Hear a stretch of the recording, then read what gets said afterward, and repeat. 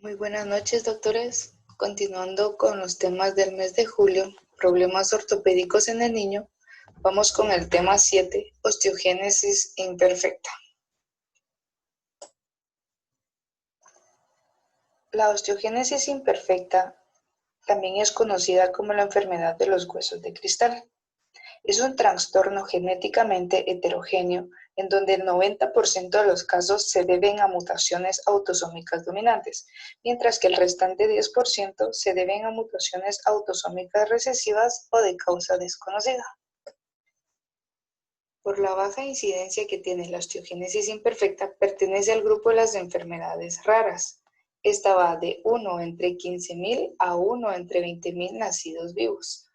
Afecta por igual a ambos sexos, razas y grupos étnicos. Es importante recordar que el manejo clínico es multidisciplinar. Comprende desde la rehabilitación física, procedimientos quirúrgicos, el manejo de la audición de los pacientes, anomalías dentales y pulmonares. El síndrome de osteogénesis imperfecta comprende un conjunto de enfermedades que están producidas por un desorden que afecta al tejido conectivo. Este es de carácter hereditario, que afecta la producción del colágeno, principalmente el colágeno tipo 1. Entre los desórdenes se incluyen las anomalías en la estructura o la cantidad del colágeno, así como las modificaciones post-transcripcionales, ya sea del plegamiento, del transporte intracelular o de su incorporación en la matriz ósea. El colágeno tipo 1 es un componente de la estructura de la matriz extracelular del tejido conectivo. La función de este es proporcionar soporte y resistencia a la tracción de los tejidos. Esta es la proteína que más abunda en nuestros huesos y piel. En la imagen de la izquierda pueden observar la secuencia general de una cadena alfa en donde la glicina se encuentra situada cada 3 residuos helicoidales. Es decir, la secuencia es glicina XY. XY corresponde a los aminoácidos, como pueden verlo en la imagen verde y azul. Luego en la imagen de la derecha pueden ver desde el espacio intracelular al extracelular cómo es que se sintetiza el colágeno tipo 1. Este se inicia en el retículo endoplasmático, en donde se forma la molécula precursora, donde se van ensamblando dos cadenas peptídicas, que es una del procolágeno alfa 1 y el otro el procolágeno alfa 2, en donde se forma una triple hélice. Una vez que ya tenemos formada esta triple hélice, las moléculas de procolágeno 1 ya son exportadas al espacio extracelular por medio del aparato de Golgi y se transforman en moléculas de colágeno 1. Estas son funcionalmente ya competentes y aptas para su ensamblaje, como se mira en el paso número 4, pero previamente en el paso número 3 se debe realizar el corte preotolítico, en donde se le quita el propéptido de los extremos, amino y carboxilo, como se puede ver en el punto 3, para luego el ensamblaje de las moléculas de colágeno en las fibrillas y en las fibras de colágeno. ¿Qué es lo que ocurre entonces en la osteogénesis imperfecta? Como ya se había mencionado al principio, el 90% de los casos se origina por mutaciones autosómicas dominantes. Entonces, uno de los dos genes que codifican las cadenas peptídicas del procolágeno 1, ya sea el COL1A1 o el COL1A2, que es la imagen superior izquierda y del centro, sufren mutaciones puntuales en donde se afecta el residuo de glicina y se produce una alteración en la estructura o en la cantidad del colágeno tipo 1, como se puede ver en la imagen superior derecha, que ya se afectó la glicina, por lo cual ocurre la mutación. Veamos la clasificación.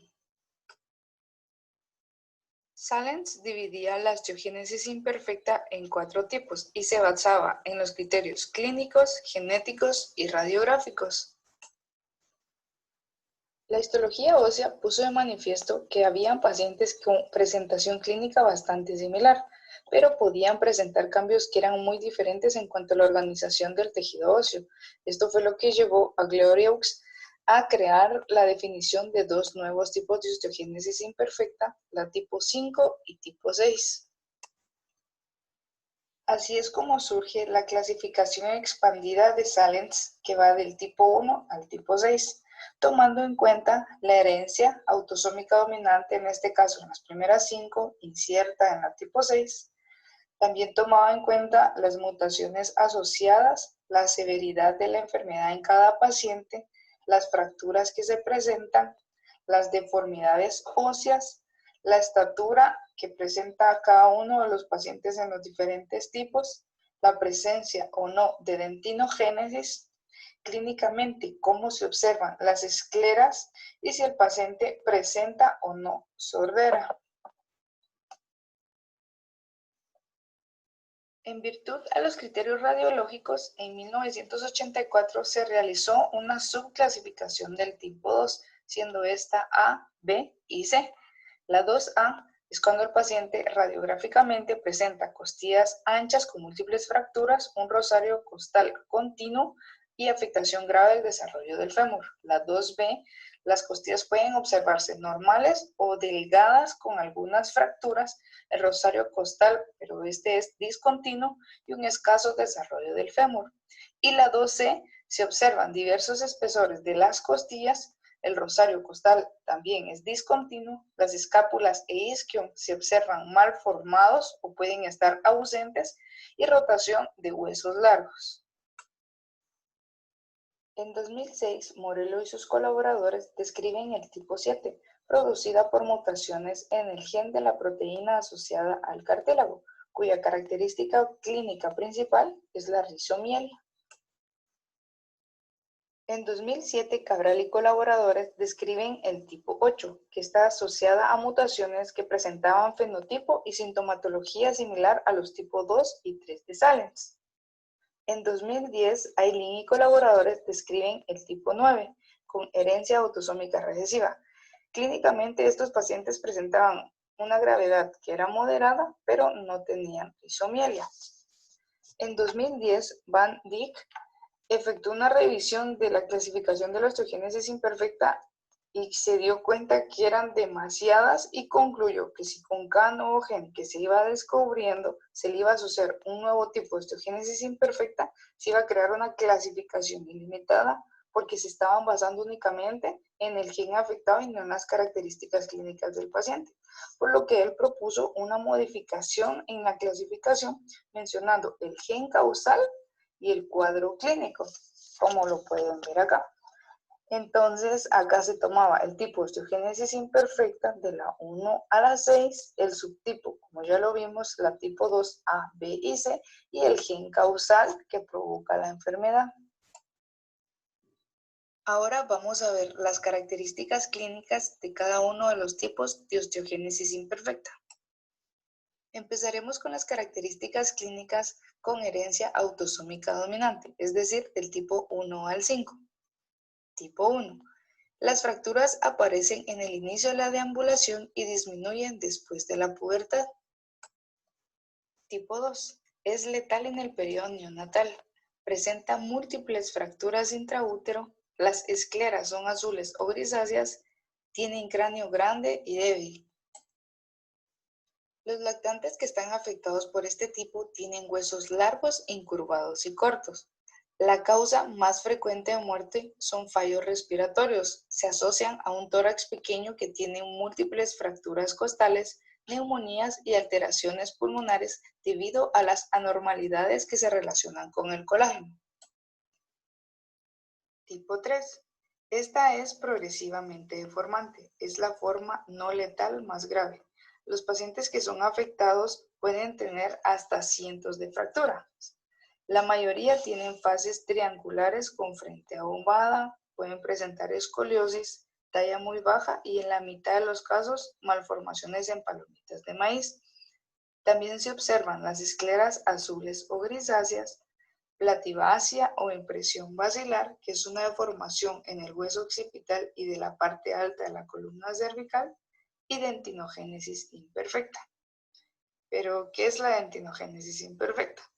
Es un trastorno en el desarrollo de la dentina de origen hereditario autosómico dominante. Este ocurre entre 1 por cada 8.000 nacidos vivos y los dientes se observan con una tonalidad amarillenta o gris azulado. Tienen menor longitud Las raíces son pequeñas y el esmalte se desprende con facilidad. La tipo 4 presenta afectación que va de moderada a grave y tiene un espectro clínico que se solapa con las formas 1 y 3. Y la última con herencia autosómica dominante es la tipo 5, que su característica principal que la representa es la formación de callos hipertróficos. Ahora veremos las principales características clínicas de los que pertenecen al grupo con herencia autosómica recesiva, es decir, del tipo 6 al tipo 11. Tipo 6.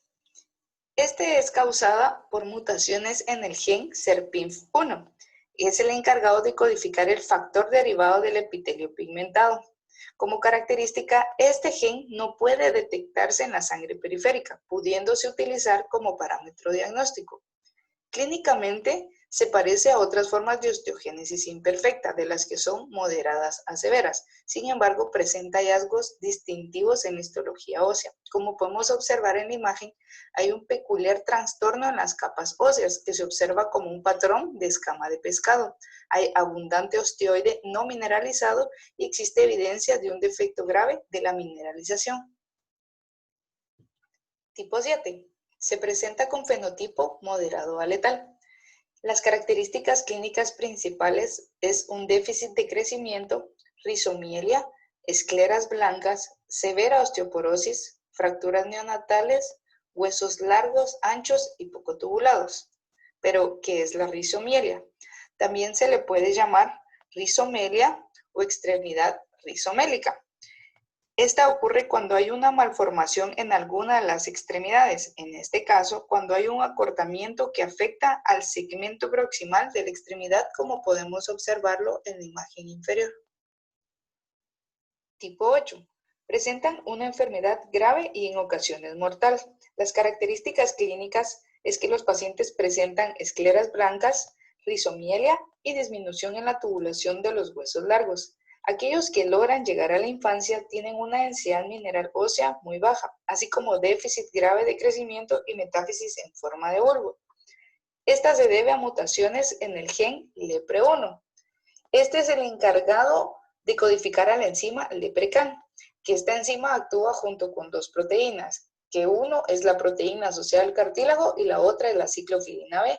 Estas actúan en conjunto para ayudar al proceso de plegado normal y ensamblaje del colágeno. También es importante porque esta es la que nos ayuda para liberar moléculas de colágeno a la matriz extracelular, como se había explicado al inicio. Tipo 9. Se parecen mucho a los tipos 7 y 8, pero con la diferencia que este tipo no tiene rizomielia. Por otra parte, hay defectos de las chaperonas del colágeno. ¿Qué son las chaperonas? Son proteínas que ayudan al plegamiento o desplegamiento no covalente y ensamblaje o desensamblaje de otras estructuras macromoleculares. La ausencia o disfunción de las chaperonas del colágeno han sido descritas como las causantes de la osteogénesis imperfecta que veremos a continuación, la tipo 10 y tipo 11. Tipo 10. En este ocurre una afectación o deficiencia del gen SERPINH1, que codifica el chaperón de la molécula del colágeno que se llama HSP47, que es la que podemos ver en el centro de la imagen. Esta es la responsable de monitorizar la parte final de la integración de la triple hélice del colágeno, que se aloja en el retículo endoplasmático. En el caso que se publicó de la deficiencia de este gen, el fenotipo es grave, escleras azules y dentinogénesis imperfecta. Entre otros hallazgos había presencia de bulas en la piel, estenosis pilórica y litiasis renal. Tipo 11. En este hay afectación del gen FKBP10, que es el encargado de codificar un chaperón de la molécula del colágeno. Entre las características clínicas, los individuos presentan ampollas cutáneas al nacimiento en manos y pies, que con el tiempo evolucionan a lesiones bulosas generalizadas, fracturas óseas recurrentes desde la infancia, osteopenia severa, deformidades en los huesos largos que son secundarias a fracturas y cifoescoliosis con aplanamiento y acuñamiento de las vértebras. Y para finalizar este grupo tenemos el síndrome de Bruch 1. Aquí el espectro fenotípico de las mutaciones en el gen FKBP10 se solapan con este síndrome ya mencionado, es decir, con la del tipo 11. Los niños presentan contracturas simétricas de las rodillas, tobillos y pies, así como se puede observar en las imágenes, presencia de huesos wormianos y fracturas secundarias a traumatismos mínimos. Los huesos wormianos también son conocidos como huesos suturales. Son pequeños huesos supernumerarios que existen en ocasiones entre los huesos del cráneo que normalmente son descritos. El síndrome de Bruch es una enfermedad autosómica recesiva que se caracteriza por osteoporosis, contracturas de las articulaciones al nacimiento, como ya se describieron, huesos frágiles y corta estatura, lo que regularmente se describe como una osteogénesis imperfecta con contractura congénita de las articulaciones.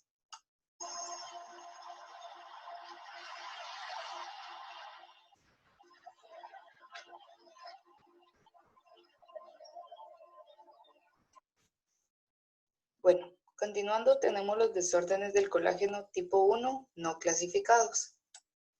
Primero tenemos el síndrome de Bruch tipo 2. Este es de tipo autosómico recesivo y está causado por una mutación en el gen PLOT2. Este es el encargado de codificar una hidroxilasa que es específica del colágeno en el hueso.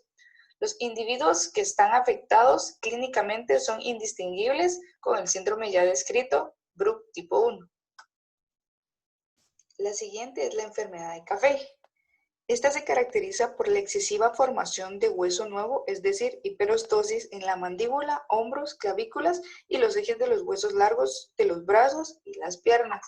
Este es autosómico dominante y presenta sustituciones en COL1A1, cuyos efectos sobre la matriz del colágeno causan síntomas de osteogénesis imperfecta o del síndrome de Ehlers-Danlos. Este síndrome afecta tejidos conectivos, principalmente la piel, articulaciones y las paredes de los vasos sanguíneos. Y por último tenemos el defecto genético homocigoto en SP7, que este es el factor de la transcripción de Dodecin, también se conoce como Osterix. En este se presenta una osteogénesis imperfecta leve moderada, en donde hay disminución de la masa ósea vertebral, huesos wormianos, incurvación de los huesos largos, hiperlaxitud de los dedos, entre otros. Este es un gen que es necesario para la diferenciación y maduración de los osteoblastos. Para finalizar, hablaremos del tratamiento de la osteogénesis imperfecta. Rehabilitación y terapia física. Su principal objetivo es maximizar la función motora, especialmente durante la infancia. Los niños con osteogénesis imperfecta tipo 1 no tienen manifestaciones cardíacas o pulmonares en reposo, mientras que los que presentan tipo 3 o 4 tienen una reducida tolerancia al ejercicio, así como la fuerza muscular, por lo que se sugiere que se realice regular ejercicio con intensidad correcta, porque esto será muy importante para mejorar sus capacidades. Cirugía ortopédica. Esta es y continúa siendo la piedra angular del tratamiento a largo plazo de la osteogénesis imperfecta, y esta es complementaria de la ya mencionada rehabilitación física. Las osteotomías de los huesos largos, más la colocación de clavos intramedulares, corrigen la deformidad ósea que impide una función adecuada. La cirugía correctiva es a veces fundamental para poder conseguir la deambulación de los pacientes. Actualmente, los cirujanos cuentan con dos tipos de clavos telescópicos a su disposición. Los sistemas son intramedulares. Uno es el de Fassier Dual y los clavos intramedulares telescópicos de Sheffield, que son una nueva versión de los clavos de Dubov-Bailey. Entre un poco de historia de los clavos telescópicos, la base del principio del enclavijamiento endomedular para la corrección de las deformidades radica en 1959, cuando Sofield y Miller publicaron la técnica de un múltiple realineamiento en la que se realizaban múltiples osteotomías sobre un clavo endomedular, pero este no era telescopado. Pero había muchas refracturas y complicaciones en los pacientes. Entonces, una década después se introdujo el concepto de clavo telescopado o expansible endomedular para tratar de resolver dichas complicaciones. Uno de estos diseños fue el de Bailey-Duov, pero estos clavos tendían a migrar y era una gran complicación. Entonces se desarrolló un nuevo sistema alrededor de 1980 como una modificación de Bailey-Duov. Este clavo consiste en un componente macho y uno hembra con el componente T en fijo y está diseñado para anclarse en la epífisis para prevenir dicha migración. Luego, en 2003, en Canadá, surgió un nuevo sistema llamado Sistema Telescópico Endomedular de Facier Dual. La ventaja de este nuevo sistema sobre sus antecesores clavos es que la entrada es única y es proximal, y la mejoría del sistema de la fijación en epífisis es tipo tornillo. En estas imágenes podemos observar los sistemas intramedulares telescópicos de Facier Dual, la de la izquierda, uno en fémur, y de la derecha en tibia. Ahora veamos la técnica quirúrgica. Preliminarmente debemos de ver la elección de la técnica que se va a utilizar y la elección del tamaño del clavo. En cuanto a la elección de la técnica, la osteotomía abierta es la más utilizada, pero para pacientes que tienen huesos anchos y corticales finas se recomienda la técnica percutánea. Para el tamaño del clavo se debe estimar la longitud del hueso después de la osteotomía. La distancia va del trocánter mayor y la placa de crecimiento. El componente hembra que se mira en la imagen se debe cortar preoperatoriamente y el componente macho se corta durante la operación. A continuación les presento los pasos para la osteotomía abierta. El paso número 1 es realizar la vía de abordaje y se realiza la primera osteotomía que se hace bajo amplificador de imágenes. Paso 2. El fresado del fragmento proximal se realiza con una fresa canulada que va hacia el trocánter mayor y se utiliza una aguja guía. El fragmento distal se prepara de la misma manera, desde la osteotomía hasta la placa de crecimiento. En caso de que tuviéramos que realizar una segunda osteotomía, se debe realizar de la misma manera. Paso 3. Se introduce la aguja Kirchner del tamaño del componente macho en forma retrógrada, a partir de la primera osteotomía hacia el trocánter mayor. Paso 4. Se retira la aguja guía y se introduce por la parte distal del fragmento proximal el componente macho.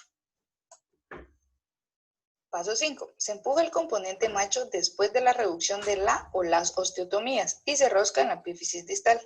Aquí es muy importante verificar mediante fluoroscopía que la rosca distal esté posicionada enteramente en la epífisis sin dejar parte de la rosca cruzando la placa de crecimiento. Paso 6. Se retira el portaclavos macho aplicando contrapresión para no comprometer la fijación distal. Paso 7. Se introduce la componente hembra previamente cortada a medida por sobre el clavo macho, roscándolo en el trocánter mayor. Paso 8. La parte roscada de la cabeza del componente hembra debe insertarse de manera de asegurar la fijación de 1 o 2 pasos de rosca completamente en el hueso calcificado. Y paso 9. Una vez retirado el atornillador, se procede a cortar el clavo macho entre 10 a 15 milímetros por encima de la cabeza del componente hembra. Se verifica el estado del corte y a continuación se cierran las incisiones. En cuanto a la técnica percutánea, lo primero es introducir la aguja guía a través del trocánter mayor hasta el ápex de la deformidad. Luego se fresa con fresas canuladas y que sean del tamaño correspondiente. Como segundo paso, la primera osteotomía se realiza en el ápex de la convexidad de la deformidad, justo en el extremo distal de la fresa canulada, a través de una incisión de más o menos 0.5 centímetros. Paso 3. Se aplica cuidadosamente presión en la osteotomía, ya sea con martillo o con los dedos pulgares, y la deformidad se va corrigiendo progresivamente. Cuando el hueso ya está enderezado, se introduce la fresa hacia la parte distal, empujando mientras se continúa la rectificación del diámetro del canal. Paso 4. La aguja guía es introducida hasta el ápex de la segunda deformidad, seguida por la fresa. Una vez realizada la segunda osteotomía, se repiten los pasos 2 y 3 hasta que todo el canal haya sido fresado antes de llegar a la placa de crecimiento. El resto de pasos son los mismos de la técnica de osteotomía abierta ya descrita. Y para finalizar la presentación tenemos el tratamiento farmacológico. Debido a que la osteogénesis imperfecta se asocia al aumento de la actividad osteoclástica, hay dos opciones terapéuticas para ello. 1. Reducir la actividad osteoclástica. Y 2. Favorecer la formación ósea. Entre los fármacos utilizados para reducir la actividad osteoclástica están los bifosfonatos, los inhibidores del RANKL y un futuro tratamiento, los inhibidores de la catepsina K. Bifosfonatos. Los bifosfonatos son fármacos antirresortivos ampliamente administrados en los niños que tienen osteogénesis imperfecta. Se ha observado que tiene efectos positivos en histología del hueso que incluye un aumento en el número de las trabéculas y el engrosamiento cortical. Debido a que los bifosfonatos tienen una vida media de más de 10 años en el hueso, es muy importante determinar la menor dosis acumulada efectiva. La dosis que se utiliza es de 0.05 miligramos por kilodosis, como máximo 4 miligramos. Esto se disuelve en 50 cc de solución salina y se administra intravenosamente en 45 minutos. Esto es una sola dosis y se repite cada 6 meses. Inhibidores del RANKL, denosumab. Este es un anticuerpo monoclonal que se une al RANKL, impidiendo la activación de su receptor RANK. Recordemos que este es el que está presente en la superficie de los osteoclastos. Y la unión inhibe la formación, función y supervivencia del osteoclasto, lo que lleva a una disminución de la resorción ósea en el hueso cortical y trabecular. Este se administra por vía subcutánea a dosis de 1 miligramo por kilo cada 3 meses, pero luego de varios estudios se dieron cuenta que el intervalo es mejor de 8 semanas, ya que es más adecuado para garantizar la supresión constante de la resorción ósea.